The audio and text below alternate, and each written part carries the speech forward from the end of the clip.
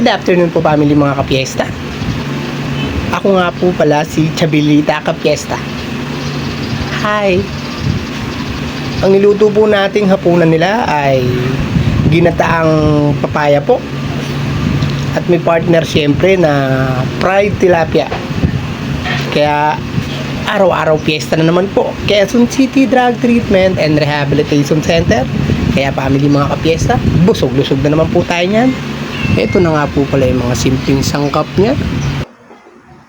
Bawang po, sibuyas, at ito nga po pala yung papaya. At kokomama, syempre. Ito na nga po, magigisa na po tayo. Syempre, lagyan natin ng mantika yan. Magigisa nga tayo, di ba? Bawang, sibuyas po. Ito na nga po yung papaya.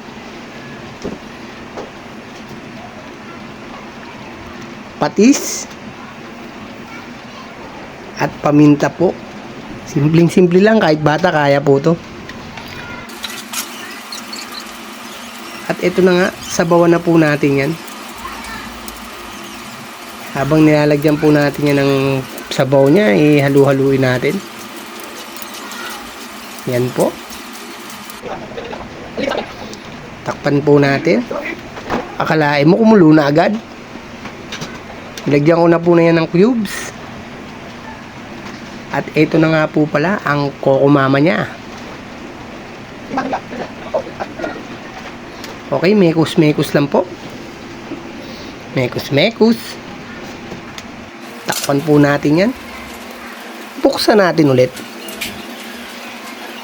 Halu-haluin lang po natin yan. Tikman po natin. At ayun na nga po, nakakuha na ang lasa. Kaya luto na po yan. Okay na to.